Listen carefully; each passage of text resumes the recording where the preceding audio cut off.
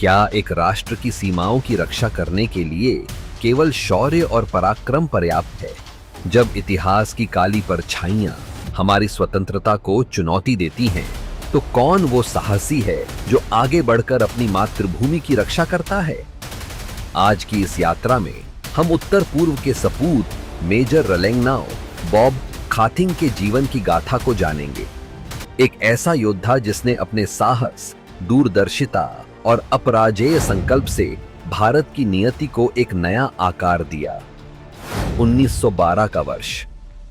मणिपुर की हरी भरी पहाड़ियों के बीच तंगखुल नागा समुदाय के एक छोटे से गांव में एक बालक का जन्म हुआ, जिसने एक दिन भारत के इतिहास को नई दिशा दी। यह बालक था रलेंगनाओ खाथिंग, जिसे प्यार से बॉब कहा जाता था। एक ऐसे परंपरावादी समाज में पला बढ़ा यह लड़का, जिसने अपनी जमीन और संस्कृति से गहरा जुड़ाव बनाए रखा।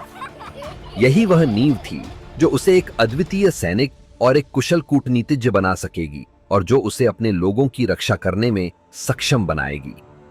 बॉब खाथिंग का बचपन बहादुरी, एकता और प्रकृति के साथ गहरे संबंधों की कहानियों से भरा था। तांगखुल नागाओं के बीच बड़े होते हुए उन्होंने योद्धा का साहस और अटूट सांस्कृतिक गर्व अपनाया। उनके गांव के लोग अपनी संस्कृति, परंपरा और धर्म को समर्पित थे, और यह सब उनकी मानसिकता का अभिन्न हिस्सा बन गया। यही बचपन की सीख और उसकी शक्ति ने उनके व्यक्तित्व को एक ऐसी गहराई दी जो उन्हें आने वाली हर चुनौती का सामना करने के लिए तैयार कर सके। खाथिंग की शिक्षा ने उन्हें एक नई दिशा दी। असम के प्रतिष्ठित कॉटन कॉलेज में पढ़ाई करते हुए उन्होंने ज्ञान की ओर अपना रुझान दिखाया और वहां के छात्रों में अपनी नेतृत्व क्षमता से खास पहचान बनाई। शिक्षा के साथ उनकी सेना में रुचि ने उन्हें असम राइफल्स में शामिल होने के लिए प्रेरित किया, एक ऐसी जगह जहां उस समय बहुत कम आदिवासी भर्ती होते थे। यह उनकी प्रतिष्ठित सैन्य यात्रा की शुरुआत थी, जो आगे चलकर एक ऐतिहासिक मिशन में बदल जाएगी। जब द्वितीय विश्व युद्ध छिड़ा, जापानी सेनाएं भारत की पूर्वी सीमाओं के करीब पहुंच गईं। बॉब खाथिंग ने एक बहादुर योद्धा के रूप में अपनी छवि बनाई, स्थानीय सेनाओं को संगठित किया और लड़ाई के जमीनी मिशनों का नेतृत्व किया।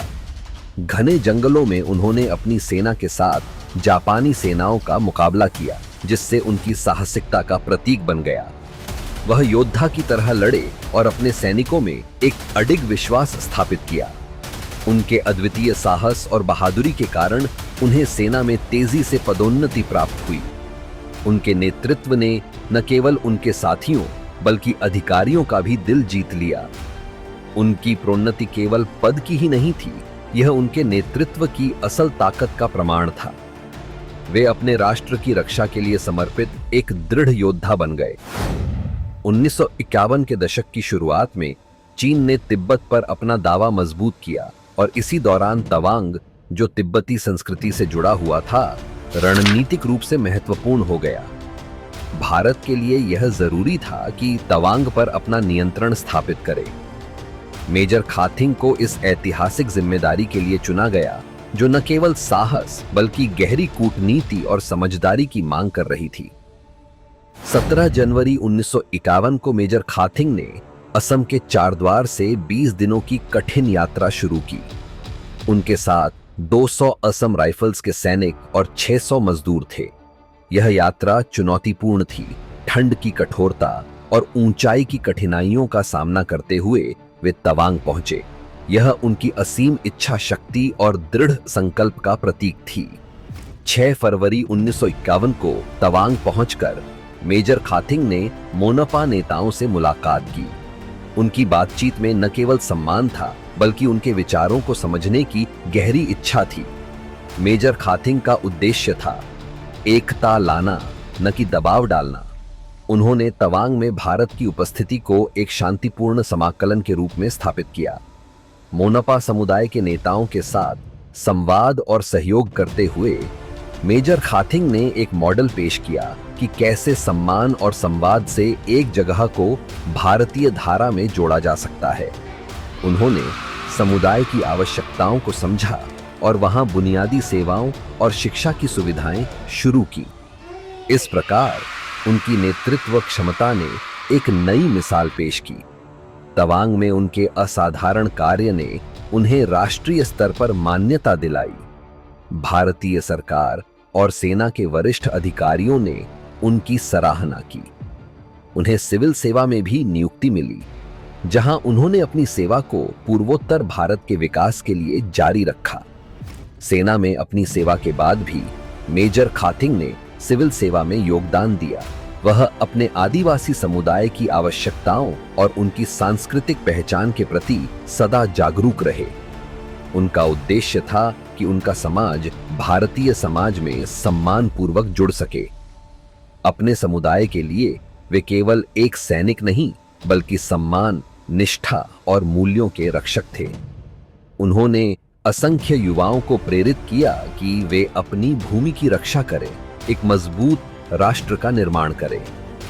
तंगखुल नागा समुदाय के लिए वे हमेशा प्रेरणा बने रहे। मेजर खाथिंग का योगदान केवल सीमाओं तक ही नहीं था, उन्होंने भारत के पूर्वोत्तर में एकता की भावना को मजबूत किया। मणिपुर से लेकर अरुणाचल प्रदेश तक उनके योगदान को आज भी श्रद्धा के साथ याद किया जाता है। वे एक सच्चे आदर्श के रूप में स्थापित हैं। मेजर रलेंगनाओ बॉब खाथिंग की धरोहर हमें याद दिलाती है कि एकता, सम्मान और साहस से ही असली शक्ति उत्पन्न होती है।